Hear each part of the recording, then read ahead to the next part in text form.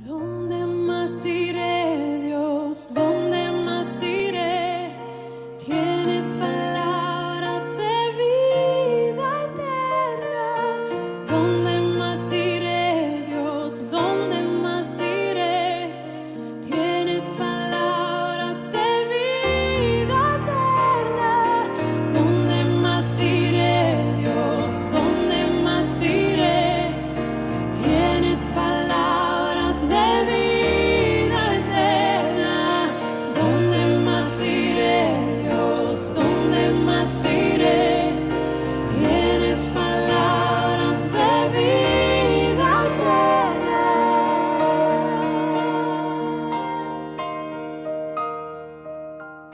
La epístola universal de Juan, la primera.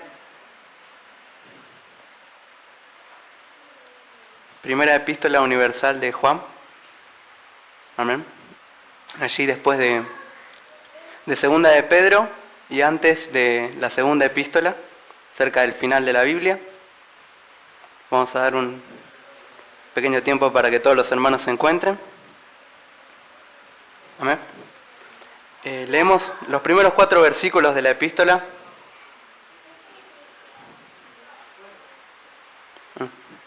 Amén. Los primeros 4 versículos está escrito: lo que era desde el principio, lo que hemos oído, lo que hemos visto con nuestros ojos, lo que hemos contemplado y palparon nuestras manos tocante al verbo de vida.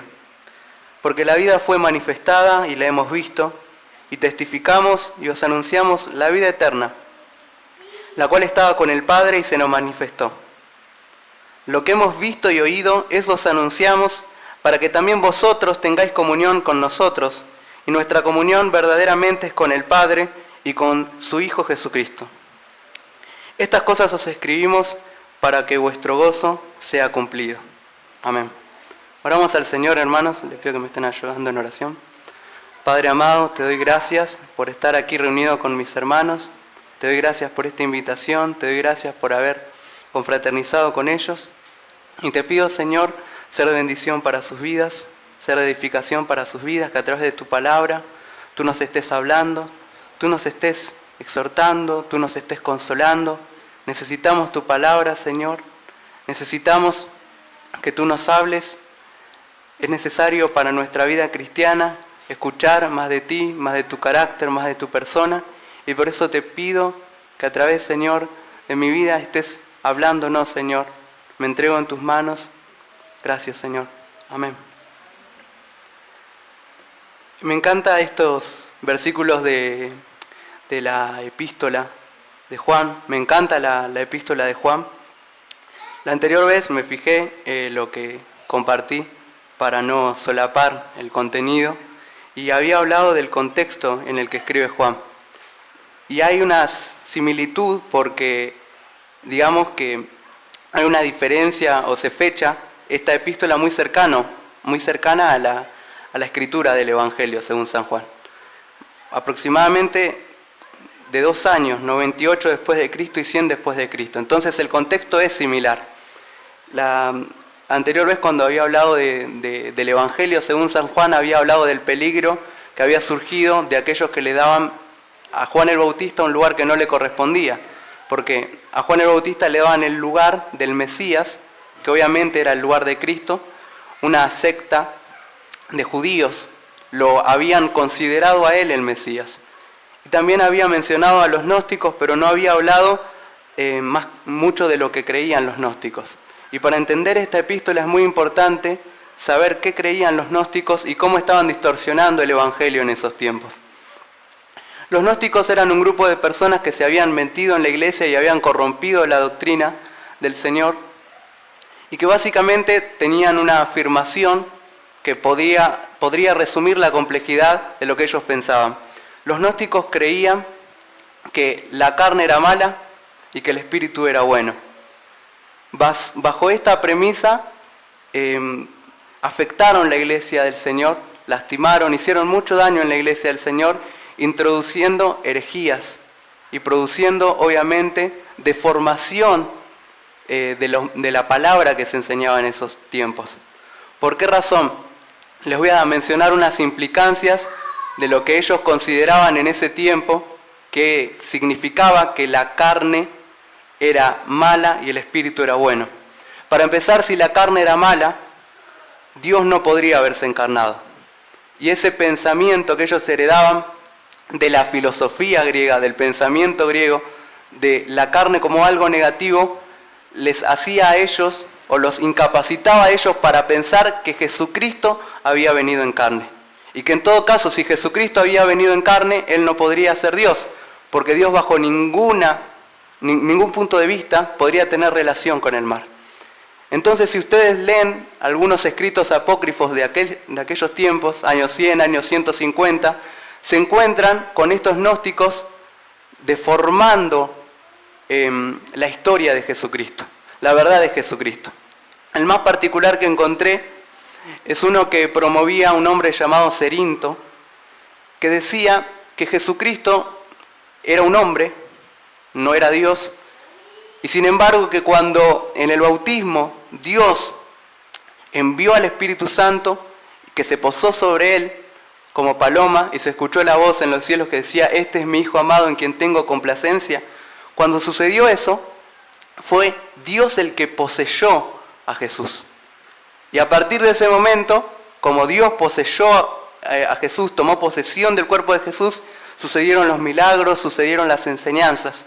Y que luego, antes de la muerte, porque de ninguna manera Dios podría morir como un criminal, decía este hombre, ese espíritu que había poseído a Jesús se alejó de él.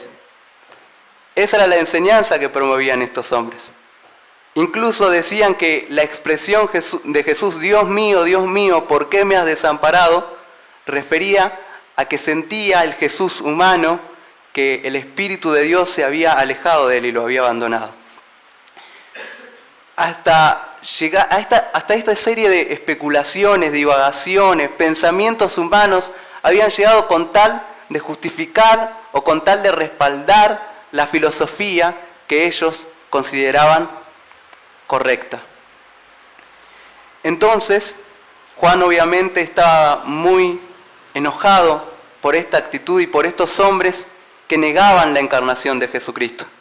Al punto tal que cuenta Eusebio en la historia de la iglesia, que él escribe, que cuando lo vio a Cerinto se negó a participar o a entrar al baño en el mismo edificio en el que él estaba, porque decía que él no quería tener ninguna relación con el enemigo de la verdad, así lo nombraba Juan, acorde a las narraciones de aquella época.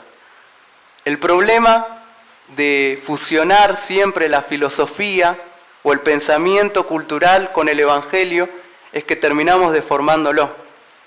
El problema que sucedió en aquellos tiempos no provenía desde afuera de la iglesia. Era un tiempo donde no había persecución. Sin embargo, el problema provenía de adentro de la iglesia. Aquellos que habían crecido, que habían recibido la enseñanza, la mezclaron, la fusionaron. Y en el día de hoy nos encontramos con el mismo problema. Todos aquellos que fusionan el Evangelio y la palabra de Dios con el pensamiento cultural, terminan deformando el Evangelio y enseñando algo que no es lo que enseña la palabra del Señor. Por eso han surgido variaciones del Evangelio fusionadas, mezcladas con la psicología, con la filosofía, con el autoayuda, con el consumismo y el materialismo. Y de allí surgen variaciones del Evangelio que hacen mucho daño, que engañan a las personas. Eso mismo pasaba en esos tiempos. Otras dos implicancias que nos ayudan a entender la epístola de Juan es que ellos consideraban, para empezar, que como el Espíritu era bueno, había que dedicarse al Espíritu. Había que dedicarse a la contemplación, a la meditación, a estudiar y a promover el intelecto a toda costa. Por lo tanto, aquellos hermanos que eran más sencillos, más simples, más débiles de intelecto, por decirlo así, quedaban afuera de ese catálogo. Aquellos hermanos más simples, aquellos hermanos de una mayor simpleza, quedaban excluidos. Básicamente los gnósticos habían dividido la iglesia en dos grupos de personas: los elevados y los no elevados, los dedicados al espíritu y aquellos que no tenían la capacidad de dedicarse a la contemplación, a la meditación, por su simpleza. Entonces, ellos mismos generaban un desprecio o un menosprecio hacia esos hermanos que ellos consideraban inferiores. Es por eso que Juan va a hablar del amor, de que si uno verdaderamente ha conocido a Dios, no puede excluir a los hermanos, no puede dejar a hermanos fuera. Y eso iba directo al pensamiento gnóstico, que se creían tan superiores y tan espirituales, pero estaban dividiendo la iglesia del Señor. Estaban considerando a ciertos hermanos inferiores cuando delante de Dios hay una igualdad y todos los hermanos tenemos que amarnos los unos a los otros, que es el mensaje que enseña Juan. Y en tercer lugar, hay otras implicancias, pero estas son las más importantes. Lo que habían hecho ellos era decir que como el gnóstico tenía que conocer y experimentar, habían llegado a la aberración de decir que no solamente había que experimentar lo bueno, sino también lo malo. Y por eso vivían una vida licenciosa, una vida entregada al pecado. Y es ahí donde Juan les dice que Dios no tiene ninguna relación con el pecado. Y que si ellos decían ser seguidores de Jesucristo, todo aquel que permanece en Él debe andar como Él anduvo. En este contexto escribe Juan esta carta. En medio de una época donde hay hombres que están enseñando en base a sus pensamientos. O reciben, o predicaban, o hablaban, o enseñaban en base a fuentes u orígenes que no eran las enseñanzas que ellos habían recibido de los apóstoles, ni las enseñanzas que habían quedado registradas de Jesucristo. Las escrituras de aquellos tiempos, la palabra hablada de aquellos tiempos, que era la palabra apostólica, la revelación de Dios. No, ellos enseñaban en base a sus propios pensamientos y en base a sus propias conjeturas y en base a sus propias especulaciones. Entonces Juan, cuando comienza este libro, y esto es lo importante, él va a presentar el origen de su testimonio. Él va a decir con qué autoridad está hablando.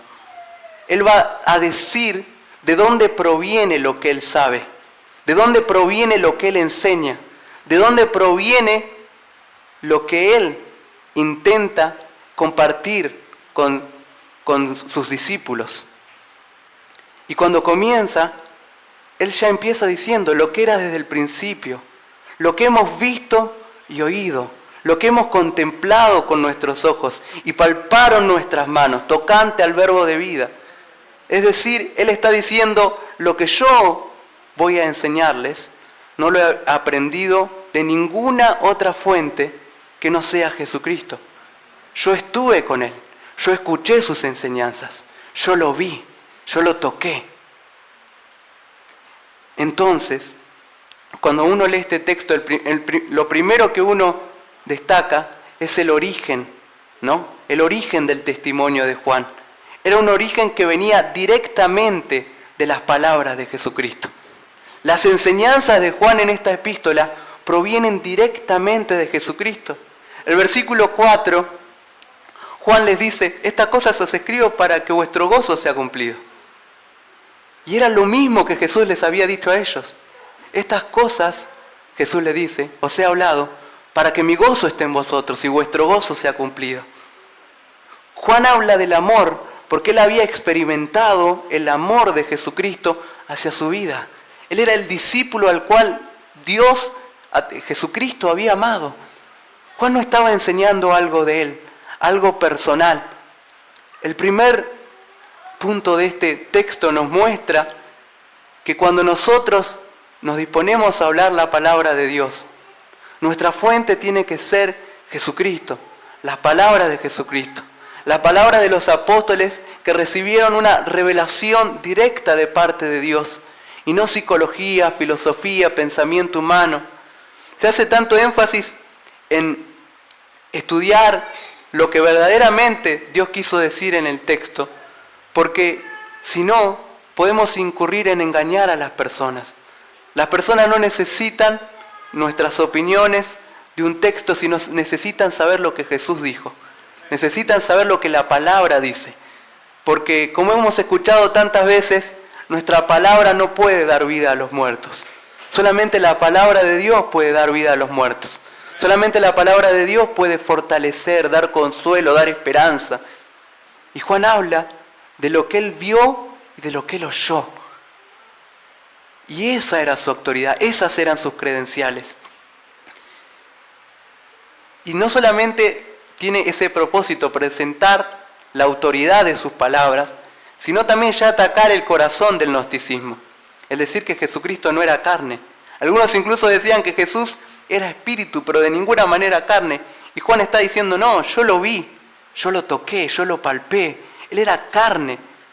Algunos lo que estaban haciendo tanto daño al Evangelio, que hay una narración en uno de los libros apócrifos en el que Jesús mismo, según la narración que hacían ellos, se estaba reuniendo con uno de los apóstoles en el momento de la crucifixión y les decía, yo no estoy sufriendo, yo estoy aquí.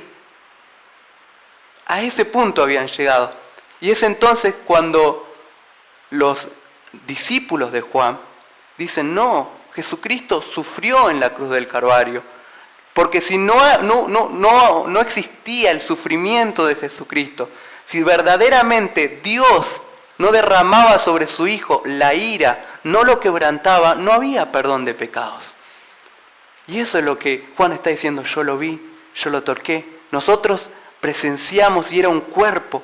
Era Dios verdaderamente que bajó como un hombre y sufrió por nosotros. En segundo lugar, el contenido del mensaje de Juan. Porque está bien, muchos hacen énfasis en que cuando este texto nos habla de lo que han visto y oído, solamente refiere a la visión física. Pero si uno lee allí en el Evangelio según San Juan, Juan nos dice claramente en el versículo 14 del capítulo 1 lo que él había visto. No solamente se refiere al cuerpo físico de Jesús. Dice la palabra de Dios y vimos su gloria, gloria del unigénito del Padre. Entonces cuando se refiere a lo que él había visto y oído, no solamente se refiere al cuerpo, a Jesús en carne, sino también a la gloria que vio en las palabras y las enseñanzas de Jesús. Y esto es importante para mi vida, esto es importante para nuestras vidas, porque yo veo en Juan una persona que tenía un trabajo, que tenía una familia, que tenía una dedicación, que tenía una forma de vida. Incluso algunos comentaristas cuando hablan de los textos en lo que es llamado, decían que probablemente el padre de Juan era dueño de las barcas que usaban para pescar. Es decir, tenía cierta posición económica Juan, tenía cierta vida. Pero cuando él ve a Cristo, deja todo por Cristo. Cuando él ve a Cristo, abandona todo, porque él ve algo glorioso. Y eso es una pregunta para nosotros. ¿Qué vio Juan en Cristo? ¿Qué fue tan glorioso aquello que vio Juan que no le importó dejar sus posesiones materiales para dedicarse por completo al Evangelio?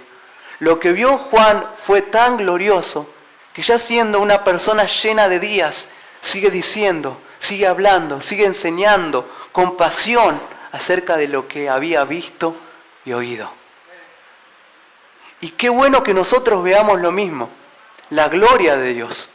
Porque cuando nosotros vemos la gloria de Dios, vamos a llegar quizás algunos hasta los últimos días de nuestra vida, y Dios lo quiere así, ancianos y aún hablando de esa gloria, intentando compartirla con los demás, porque ese es el propósito de Juan al escribir esta carta. Yo les escribo esta carta para que el gozo que yo sentí sea en ustedes cumplido. Yo les escribo esta carta, dice el capítulo 5, para que sepan que tienen vida eterna. Qué bueno que dediquemos nuestra vida a ver la gloria de Dios y a que ésta cambie nuestro rumbo por completo, al punto tal que dejemos todo por Cristo, que dediquemos nuestra vida a su causa, al punto tal que hasta los últimos días de nuestra vida estemos apasionados por Jesucristo.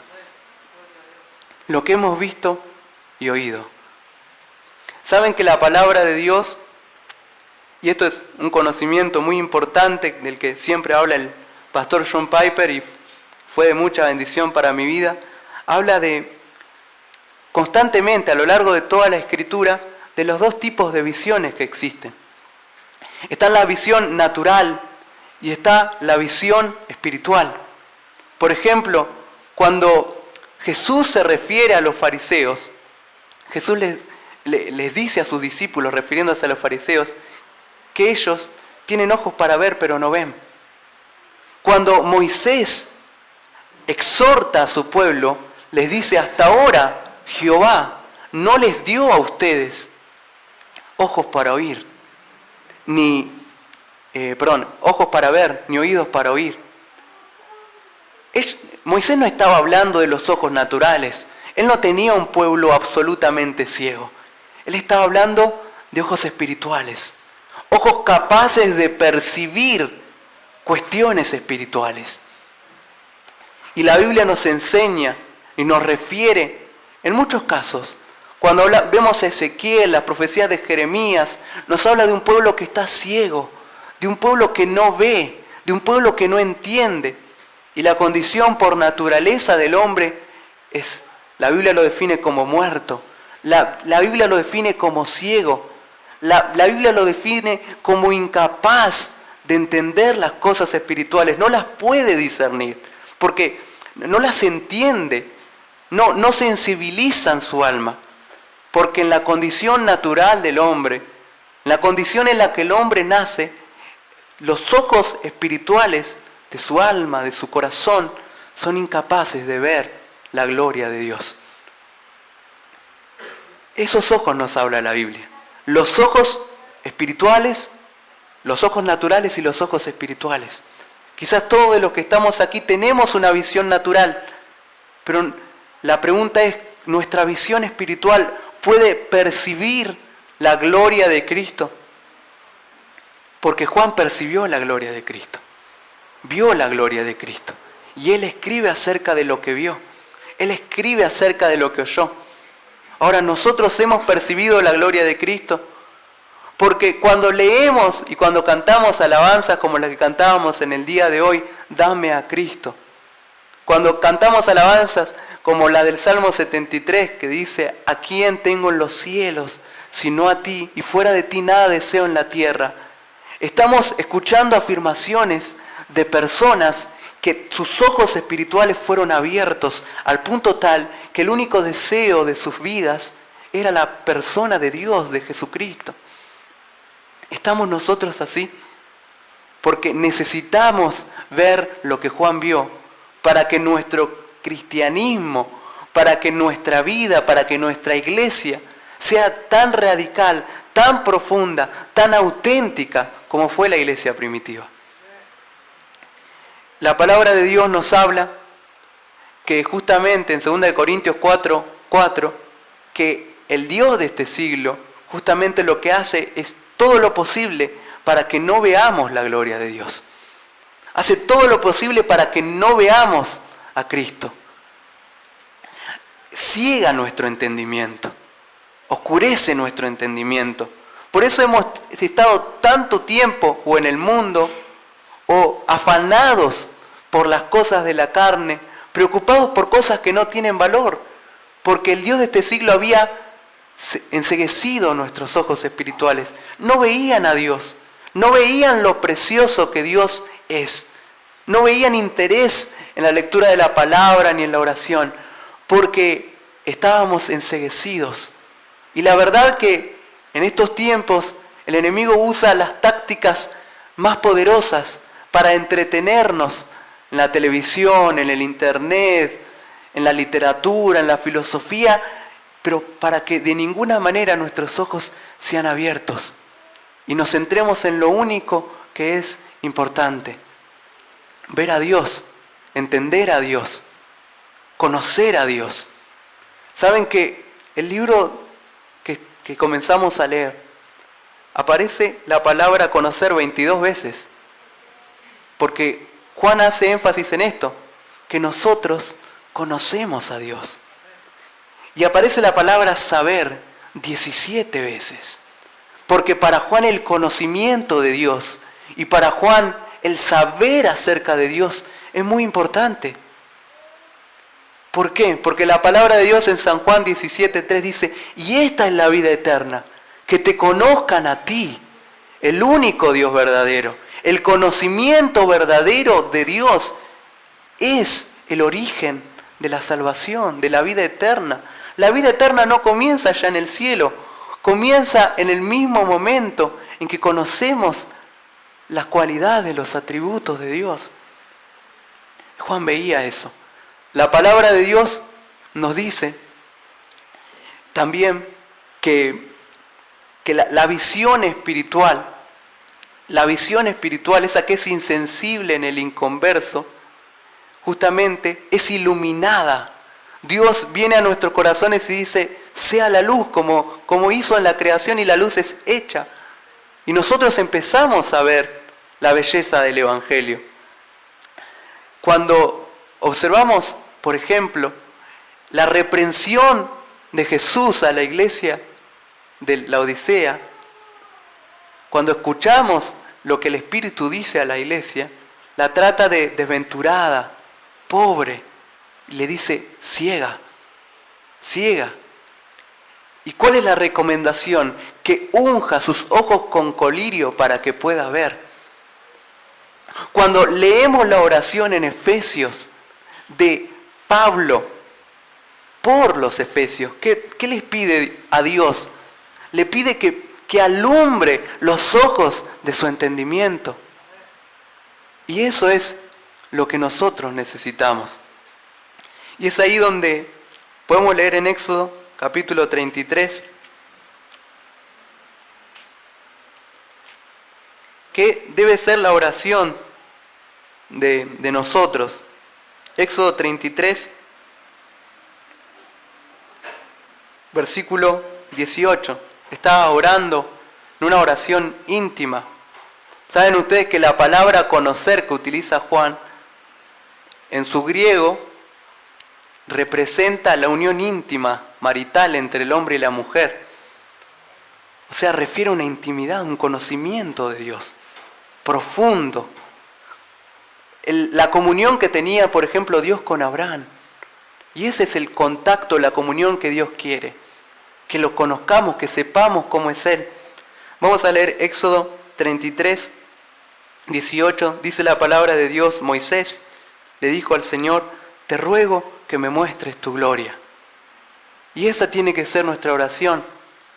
Somos débiles, somos inconstantes, somos infieles. A veces nos dejamos distraer por cuestiones que no son importantes, pero nuestra oración por eso, basada en la confianza y en la fe que tenemos en que Dios está haciendo una obra en nosotros todo el tiempo, ¿qué significa? Tiene que decir, Señor, por favor, muéstrame tu gloria. Muéstrame lo hermoso que eres para que en ningún momento me aparte, me aleje de ti. Ni siquiera un instante, Señor, empiece a tener como prioridad algo mío, sino que siempre seas tú el centro de mi vida. Sin embargo, lo curioso de este texto es que lo que Dios le dice de cómo le va a mostrar su gloria. Y es por eso que leí el texto de Primera de Juan, y es por eso que instantáneamente cuando leí ese texto trajo a memoria este texto, que dice la palabra de Dios, visto y oído. Todo el tiempo esos verbos están relacionados. Juan dice, esto es lo que he visto y oído. Cuando Pedro y Juan se presentan en el concilio para hablar y los amenazan y le dicen que no hablen más de Jesucristo, lo que dice Pedro es que ellos no pueden callar lo que han visto y oído, porque ver y oír están íntimamente relacionados. Cuando leemos el versículo siguiente, lo que le dijo Dios, y le respondió, yo haré pasar todo mi bien delante de tu rostro y proclamaré el nombre de Jehová delante de ti. Es decir, Dios lo que está diciendo es, tu petición es ver mi gloria. Ahora, ¿cómo vas a ver mi gloria? Escuchando la proclamación de mi nombre. La forma de ver la gloria de Dios es escuchar la proclamación del nombre del Señor. Ahora, ¿qué es el nombre de Dios? Tenemos que entender que en la cultura judía, en el trasfondo judío, el nombre era muy importante. Quizás en nuestra cultura no lo es, pero en la cultura judía sí lo era. El nombre indicaba la personalidad de una persona. El nombre definía, marcaba una persona. Ejemplo más simple que podemos encontrar es el de Jacob, suplantador, engañador significa su nombre. Y definió su personalidad. Decía mucho el nombre de Jacob acerca de él. Al punto tal que cuando él está por tener un hijo y muere Raquel y le habían puesto por nombre Benoni, que significa hijo de mi tristeza, él decidió cambiar el nombre y ponerle hijo de mi mano derecha para no marcar la identidad de aquel niño. Porque el nombre en la cultura judía era importante. El nombre de una persona decía mucho de su forma de ser, de su personalidad, de sus cualidades. Cuando hablamos de la proclamación del nombre de Dios, no hablamos de la proclamación de la palabra Jehová. No hablamos, cuando bendecimos el nombre de Dios, no decimos bendecimos el hecho de que Dios se llame Jehová, sino decimos bendecimos las cualidades, los atributos, la forma de ser de nuestro Dios. La proclamación del nombre de Dios es la proclamación de los atributos, cualidades de nuestro Dios. La proclamación del nombre de Dios es la proclamación de su persona, de su misericordia, de su justicia, de su amor, de su bondad, de su benignidad. La proclamación de cómo es Él. Y si para que vean que lo que le estoy diciendo es así, leemos el capítulo 34, nos dice que pasando Jehová por delante de él, proclamó: Jehová, Jehová, fuerte, misericordioso y piadoso, tardo para la ira y grande en misericordia y verdad, que guarda misericordia a millares, que perdona la iniquidad, la rebelión y el pecado, y que de ningún modo tendrá por inocente al malvado, que visita la iniquidad de los padres sobre los hijos y sobre los hijos de los hijos hasta la tercera y cuarta generación. Dios proclamó su nombre, es decir, Dios proclamó sus virtudes, Dios proclamó su amor, su misericordia, su perdón delante de Moisés. Y Moisés vio su gloria escuchando esa proclamación. Porque en la Biblia encontramos que la única forma de ver la gloria de Dios es a través de los oídos naturales.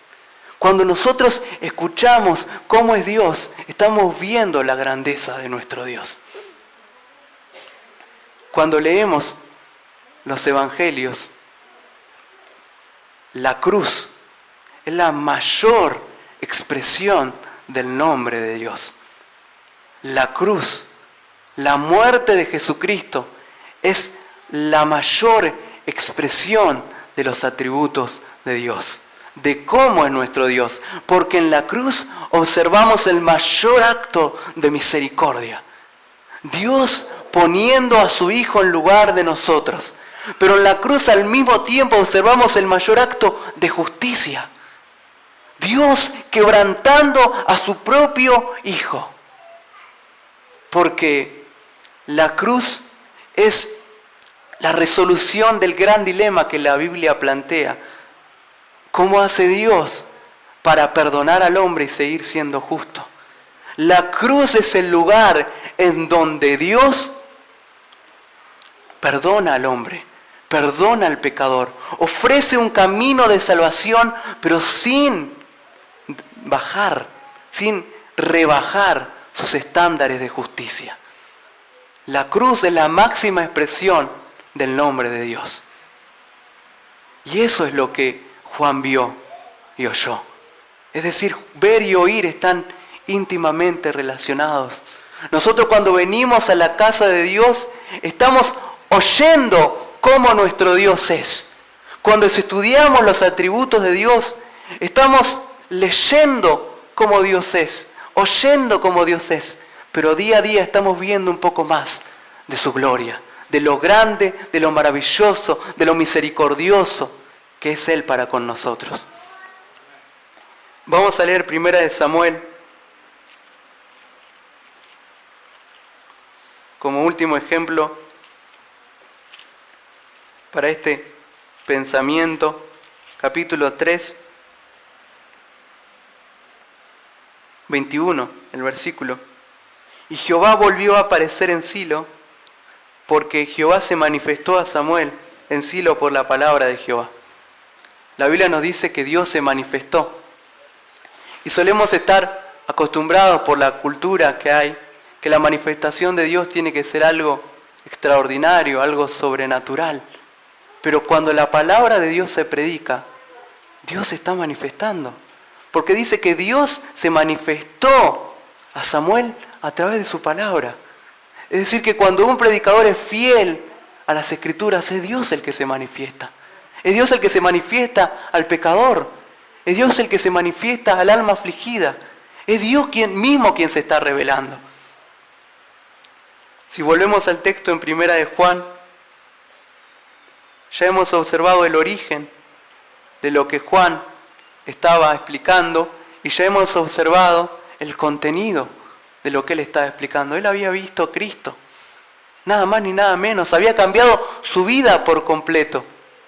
La vida misma había sido manifestada. Cuando Juan habla del Verbo, no habla solamente de Jesucristo, porque si no este texto y el mismo griego podría empezar el que era desde el principio. Pero Juan habla del Verbo porque no solamente refiere a Jesucristo, sino a la palabra, al mensaje, a la enseñanza de nuestro Dios. Y acá la Biblia nos dice el propósito del testimonio de Juan. El propósito del testimonio de Juan era, en primer lugar, que tengamos comunión con Dios. Y que al mismo tiempo haya una comunión, digamos, vertical y una comunión horizontal. Porque el versículo 3 nos dice, ¿para qué anuncia lo que él ha visto y oído? ¿Para qué habla del nombre de Dios? Porque a lo largo de todo este libro, Juan va a hablar de lo que es Dios. Dios es luz y no hay ninguna tinieblas en él. Habla de la santidad de Dios. Dios es amor, nos dice Juan en este libro. Dios no tiene ninguna relación con el pecado. Dios no quiere que pequemos, pero incluso cuando pecamos, Dios es perdonador, porque Él ha ofrecido a Jesucristo como nuestro abogado, y no solamente por nuestros pecados, sino también por los de todo el mundo, dice el texto. Aquí Juan nos habla, pero ¿para qué? Dice, para que ustedes que están escuchando o que están leyendo tengan comunión con nosotros, dice Juan. Es decir, una comunión horizontal. Es decir, que aprender acerca de Dios fortalece la comunión horizontal de los hermanos. Cuando nosotros aprendemos acerca de Dios, tenemos comunión con los hermanos. Me gusta un pensamiento de C.S. Lewis que dice que la hermandad y la amistad, la relación entre dos personas, justamente que van a ser amigas, hermanas, surge de dos palabras: yo también. Yo también. Cuando uno tiene algo en común con el otro. Eso es una amistad, eso es una hermandad. Y lo maravilloso de la iglesia del Señor, que no se encuentra en ninguna otra sociedad, en ningún otro grupo de personas, es justamente que hay personas de distintas razas, de distintos orígenes, de distintos países, de distintas edades, que se puede observar a un anciano hablando con un joven hablando con un adulto, a un niño hablando con un joven, a un niño hablando con un anciano, a hermanos de distintos países interactuando, porque tienen algo en común, porque pueden decir entre ellos, yo también. Ambos han visto la gloria de Dios. Ambos se gozan en el nombre de Dios. Ambos quieren que el nombre de Dios sea exaltado, glorificado. Ambos quieren que se expanda el Evangelio. Lo que tienen en común es mucho más grande que lo que los separa, quizás referido a etnia, referido a origen. El amor y la pasión por Dios. Cuando conocemos a Dios, cuando descubrimos a Dios, la comunión entre los hermanos se fortalece, pero también la comunión con Dios se fortalece. Porque a medida que estudiamos, las personas que son más íntimas a nosotros son las que más conocemos, las que sabemos cómo reaccionan, las que sabemos sus características, sus cualidades. A medida que estudiamos la palabra de Dios, aquello que ha sido testificado por los siervos de Dios que ellos han visto y oído del mismo Jesucristo, tenemos una relación más íntima con Dios. Conocemos más a nuestro Señor y nos aferramos más a Él. Y en el último lugar, dice el otro propósito para el cual escribe lo que Él ha visto y oído. Y ese propósito es justamente para que el gozo sea cumplido. Es decir, la felicidad que experimentó Juan en Dios, desea que todos sus hermanos, todos los destinatarios de la carta, la experimenten. Y eso es lo que deseo de todo mi corazón y lo que cada uno que estamos aquí tienen que desear para todos sus hermanos. Que los hermanos, cuando hablamos de Dios uno con el otro, podamos descubrir el gozo y la felicidad, la satisfacción que encontramos en Dios. Vienen textos referidos a esto a mi mente, como el episodio en San Juan 17 en que Jesús ora por nosotros. Jesús está orando por lo que el Padre le dio, no solamente por los discípulos, sino por todos los cristianos a lo largo de la historia. Jesús sabía que nosotros seríamos débiles. Jesús sabía que nosotros seríamos pecadores y Él igual nos vio, nos eligió, nos amó, nos conoció. Pero Jesús ora por nosotros. Y pudo haber pedido muchas cosas por nosotros. Pudo haber pedido que no sufriéramos. Pudo haber pedido que tengamos una buena situación económica. Pudo haber pedido salud. Pero lo que le pide Dios, Jesús a su Padre por nosotros es: te ruego que le muestres mi gloria. Porque Él sabía que necesitaríamos ver su gloria. Recuerdo también, como para cerrar este pensamiento, cómo comienza la institución de la religión cristiana de Calvino. Que cuando leí ese primer capítulo dije: esto es terrible, esto es tremendo. Calvino comienza su mayor obra teológica diciendo que los dos pensamientos más importantes que el hombre necesita son, a saber, el conocimiento de Dios y el conocimiento de sí mismo. Y que esos dos están totalmente relacionados. Es decir, una persona, a menos que no conozca a Dios, no podrá tener un correcto conocimiento de sí mismo. Y ejemplifica diciendo lo siguiente: podemos vernos justos, sabios, elegantes, buenas personas, como observábamos hoy, pero cuando descubrimos la santidad de Dios, nos damos cuenta lo miserables que somos. Y es por eso que Pablo habla en una de sus epístolas justamente de que cuando vemos la gloria de Dios, somos transformados de gloria en gloria. Necesitamos ver la gloria de Dios para el proceso de santificación.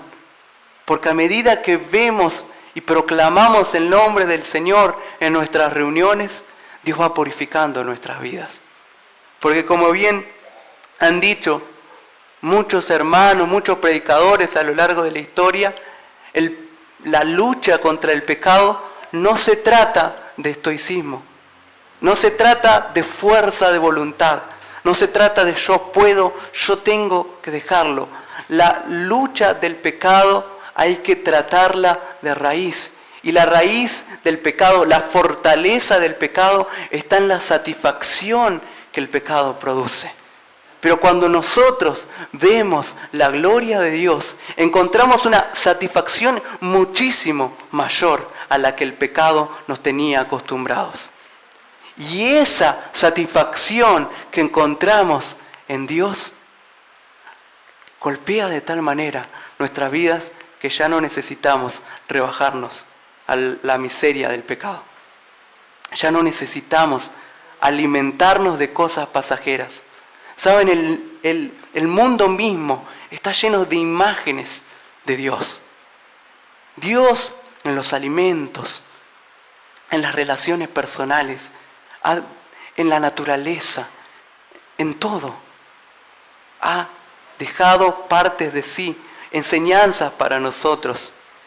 La relación padre-hijo es una imagen de la relación que Dios tiene para nosotros como sus hijos. La relación del matrimonio es una imagen de la relación que tiene Cristo para con su iglesia. El alimento mismo que nosotros consumimos es una imagen de la saciedad que podemos encontrar en Dios. El ayuno mismo es una imagen de que tenemos mayor satisfacción en Dios que en el alimento. Por eso ayunamos. Todo este mundo está repleto de imágenes, pero Dios a cada imagen de este mundo que nos produce placer y satisfacción, la hizo finita. Todo lo que nos produce satisfacción termina. Comemos y volvemos a tener hambre. Disfrutamos y ese goce o ese deleite acaba en todo lo que nos rodea. Y eso es un mensaje de Dios mismo diciéndonos: lo único o la única satisfacción absoluta y eterna está en mi persona. Entonces, mi deseo, hermanos, a través de esta palabra es comunicarles lo que Juan vio, lo que Juan oyó, a Cristo, lo que cambió la vida de Juan por completo y le hizo un seguidor rotundo del Evangelio, lo que le hizo dejar todo. Lo que quiero dejarles es lo que puede producir una comunión verdadera con Dios y con los hermanos. Necesitamos ver esa gloria. No necesitamos estoicismo, no necesitamos manipulación, no necesitamos fuerza de voluntad. Necesitamos ver la belleza de Cristo, porque eso es lo único que va a hacer de nuestro cristianismo un cristianismo verdadero. Amén. Vamos a estar orando, hermanos.